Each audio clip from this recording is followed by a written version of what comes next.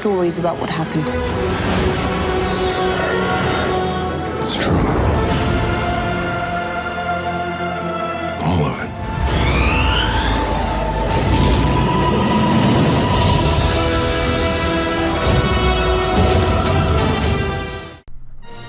Hey everybody, welcome to a very special episode of the Star Wars Canon Library. My name is Brian, I'm the librarian here at the Canon Library, where we're keeping all the canon in chronological order for you guys. Guys, this video is mainly a response to an article I read today from thethings.com. They did an article called 16 Inconsistencies, Top 16 Inconsistencies in the Star Wars Saga. Now, I went through the entire article, I read each and every one of these 16, and I gotta tell you, I don't even feel like the person who wrote this article saw the films at all. I really don't. A lot of it's explained right in the movie. So what I'm gonna do right now, this is a direct response to that article. I'm using reference from canon material and from the films to answer these questions and to fix these inconsistencies, alright? So I'm gonna go through all 16 of them. Here we go. Number 16. Why doesn't anyone recognize C-3PO and R2-D2? You have to remember, there were several years between episodes 3 and 4. About 20 to be exact. 18 to 20 years to be exact. Alright? Now, if you have a Honda Civic, and you had it 18 years ago, and it was a red one. Let's just say it was a red one. And you literally see another red Honda Civic drive by 18 years later, you're not instantly going to think, oh, hey, that's my old car. You're going to think, I used to have a car just like that. Or maybe you see Honda Civics every day, like everybody sees protocol droids and astromechs every day. And like, okay, well, it doesn't even cross your mind. It's just another vehicle. It's the same way with R2 and 3PO. Owen Lars did not recognize 3PO and R2 because it had been 20 years since he saw him, and he was a different color when he saw him. When 3PO left the moisture farm, he was rusted gray, brown, and one panel of him was even like an aqua green. The next time he sees him, he's messed up, dirty gold. It's been 18 years. He's not going to just assume that the same droid fell out of the sky onto his property again. What are the odds of that? Now, granted, that was him. But what are the odds of that? Owen's not going to be thinking that. Same goes with R2. How many astromech droids are in the universe? Seriously. But only one of them can be blue? Only one of them? Really? There's other droids out there. Matter of fact, there were other droids on the Queen's starship that looked identical to R2. So tell me he should have just recognized that droid at first glance. The other thing that I wanted to talk about on this one was the whole plot hole that everybody says exists, that Obi-Wan didn't recognize R2-D2, even though he should have. And granted, he didn't recognize him in the cavern. Just looked like he even said, I don't seem to ever remember owning a droid. Obi-Wan never owned a droid. Obi-Wan never owned a droid. He didn't own R4 on his starfighter. He didn't own R2. That was Anakin's droid. We even see later on in the novelization of A New Hope, The Princess, the Scoundrel, and the Farm Boy, that Obi-Wan does indeed remember R2-D2. Now, the scene that I want to talk about in A New Hope, where Obi-Wan recognizes him, is when R2 is playing when R2 is playing Leia's message for Obi-Wan. Obi-Wan just says, "My little friend," and activates the controls, and he starts playing the message. As soon as Obi-Wan sees that the message is Leia, the sister of the young man sitting right next to him, he glances over at R2 and realizes, oh my god, this is the droid Bail Organa had. If Leia had this droid, that means it was Bail Organa's droid, which means it was Anakin's droid, means it's R2. At that point, Obi-Wan realized everything was coming together, that it was the will of the Force that Luke ended up with R2 and 3PO, and that everything was finally being set into motion, that Bail needed his help on Alderaan, and that Luke needed to be there as part of it, and the fact that R2 and 3PO were there was just cementing in that the Force was at work. Now later on, I also mentioned the novelization of A New Hope, The Princess, the Scoundrel, and the Farm Boy, and there is a line, I don't want to say a paragraph, there's a sentence in that novel that reads as follows, and I quote, "The R2 unit moved to Ben's side, as if it were his faithful pet, an image that was further reinforced by the old man stroking a hand over its domed head. It's good to fly with you again, my old friend," the old man said. That is on page 125 of The Princess, the Scoundrel, and the Farm Boy. So Obi-Wan did recognize R2-D2 and didn't say a word to Luke. Why would he have? Number 15. How could Anakin have built C-3PO? The person who wrote this article is more amazed that Anakin built a protocol droid than he built a fully functioning pod racer. Really? Yeah, you can build a pod racer, that's cool. But you built a droid? Oh my god! No way! Really? Really? I'm not even going to touch that one. Number 14. Luke learns to be a Jedi in just a couple of hours. This is completely false. Luke already had a little bit of training going to Dagobah. If you look back at the novel Weapon of a Jedi, he goes to a planet called Devaron, however you pronounce it, and he finds an ancient training temple there where he trained for hours and hours and hours with remotes, learned lessons. He had training, not to mention any training he had from Heir to the Jedi and any training he had from Obi-Wan. He had training going into it. Plus, being the son of the chosen one, the prophesied chosen one, don't you think you would be pretty freaking powerful in the Force and that you would pick up on this stuff pretty quick, the same way Rey did in The Force Awakens? Number 13. Who really trained Obi-Wan Kenobi? When Luke is about to freeze to death on the planet of Hoth, he's visited by the ghost of Obi-Wan Kenobi, who tells him to go to Dagobah and train with Yoda, the Jedi Master who instructed him. But in the prequels, we see Obi-Wan training with Qui-Gon Jinn. I can see why people would be confused by this, but there's a simple explanation for it, and it's in Episode 2, Attack of the Clones. Yoda trains each and every single youngling up to a certain age before their Jedi Master takes, I don't want to say possession of them, but takes them for training. So henceforth, at this point, Luke was at the same level as a youngling. So it was Yoda's job to train him at that point to get him to Padawan status. Yoda trained Obi-Wan at some point before Qui-Gon took him as his Padawan learner. Number 12. How did Han Solo lose his beloved Millennium Falcon?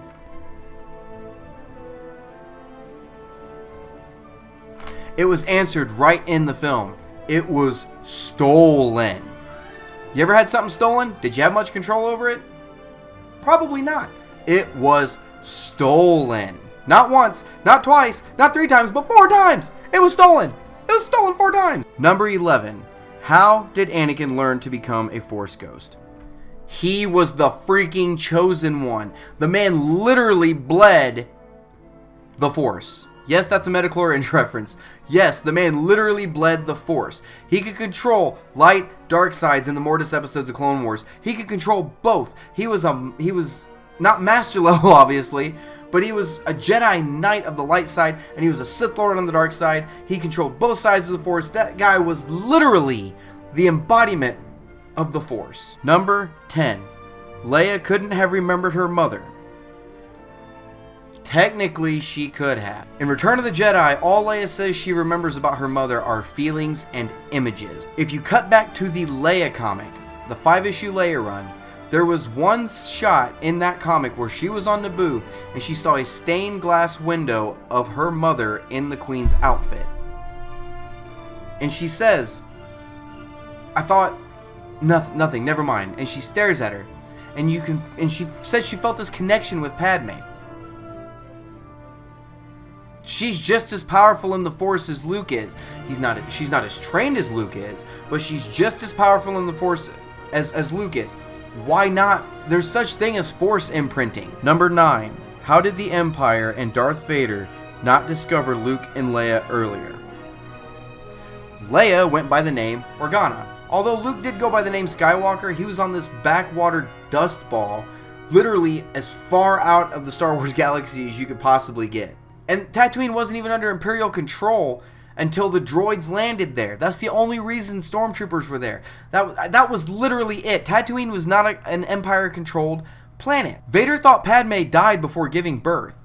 He thought that up until after A New Hope. In the comics, Vader discovers that the name of the pilot who blew up the Death Star was Skywalker. At this point, he goes to Naboo and finds Padme's mortician, her mortician, and interrogates him and gets the information from him that the pregnancy and on her dead corpse was indeed faked and that the children were born beforehand. Number 8.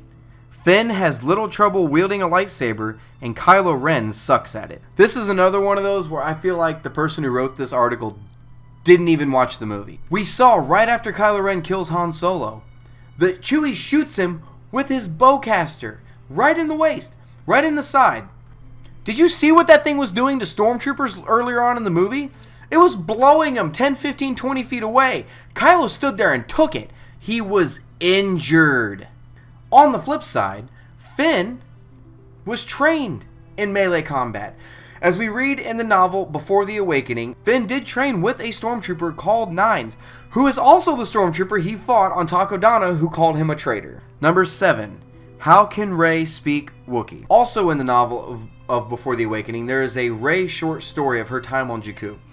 And during that time on Jakku, she finds several pieces of learning material as far in the form of flight simulators, language packs, stuff of that nature, from the wreckage of the Imperial ships and the Rebellion ships.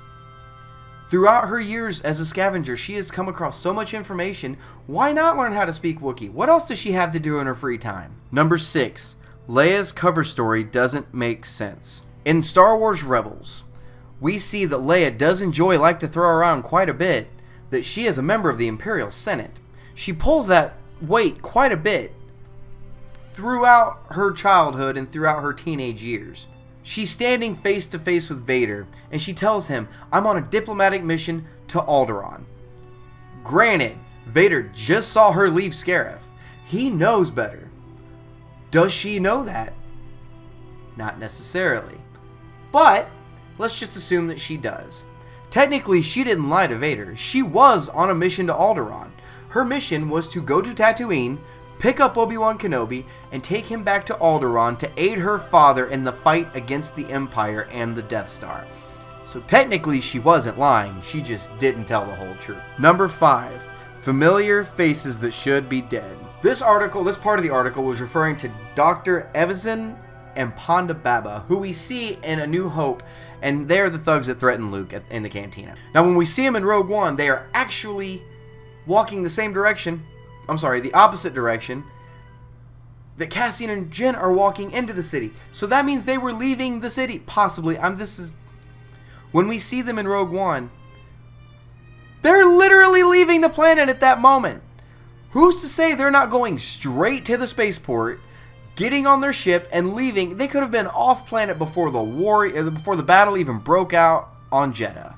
Just don't read too far into it. That one was kind of a stretch, guys, really. Number 4. Why did the Death Star take so long to destroy the moon the Rebel base was on? We know from the novel Catalyst, which is the prequel novel to Rogue One, that during the construction of the Death Star, certain focusing crystals were put into place to help focus the power from these kyber crystals, much the same way as a lightsaber. Now, it also says in Catalyst, as well as the novelization of A New Hope, that the Death Star needed a serious recharging time. The first Death Star needed a serious recharge time, or the kyber crystals themselves could crack. Now, that charging time was never specified, but we're assuming from the context of other lines of dialogue that this was an extremely long recharge time. It actually took less time to orbit the planet than it did to just blow it up, recharge the crystals. Number 3. Why did the Empire leak the real Death Star plans? At first, I was confused on this part of the article because I thought they were talking about the first Death Star. They didn't leak the plans. We obviously saw Rogue One. Upon reading the article, I realized that they were talking about the second Death Star. Pretty sure this one's explained in the movie when the Emperor says this. Everything that has transpired has done so according to my design. Your friends up there on the Sanctuary Moon are walking into a trap, as is your rebel fleet. It was I who allowed the Alliance to know the location of the shield generator. It is quite safe from your pitiful little band. An entire legion of my best troops awaits them. Oh, I'm afraid the deflector shield will be quite operational when your friends arrive. And for the record, it wasn't the plans of the second Death Star, it was the location of the shield generator on Endor that was protecting the second Death Star. Number 2. Considering the rule of 2, why did the Emperor want to turn Luke to the dark side? Again, it's like they didn't even watch the movie. The Emperor says it right in the movie. Now, fulfill your destiny and take your father's place at my side. He didn't want 2 apprentices. He wanted Luke to turn to the dark side, kill Vader, and take his place. That would leave 1, 2, Emperor Luke. Don't see a problem here with this one either. Number 1. How did Obi-Wan not know about Leia? Alright, this part of the article is actually referring to Empire Strikes Back when Yoda says the line, "No, there is another." This is the only one of these 16 topics that is even remotely close to being able to be speculated about as a plot hole. At this point, we don't really know who Yoda's talking about. It might be Leia, it might not be. It's actually never been specified. It may come into play in Episode 8 for all we know. Hell, for all we know, Yoda could have been talking about Rey? Don't ask me why, that's just another theory I have in my head. I'll explain it later. Guys, I went through this article and I couldn't believe that they were saying a lot of these were inconsistencies. Now granted, some of you are going to disagree with some of my reasoning behind some of these, and some of you may agree with me. That's the great part, you guys don't have to agree with me or disagree with me. So guys, those are my explanations for these 16 inconsistencies. Well, 15, because I'm not really counting the first one, the number 1 inconsistency, which I'm not prone to agree with, but yeah, it doesn't make a whole lot of sense right now. Hold that thought though, we've got plenty more Star Wars movies coming, we're going to get an explanation at some point. Hey guys, make sure to visit us on Facebook. It is facebook.com/Star Wars Canon Library. You can also check out our website. It is www.starwarscanonlibrary.com. I've got the entire timeline there in chronological order for everything that has come out so far. If you guys like this video, make sure to hit a thumbs up button. I'd sure appreciate it. If you guys really liked it and you want to see more of what we have to offer as far as future videos go, make sure to hit that subscribe button. Hey guys, until next time, this is Brian signing off, and may the Force be with you.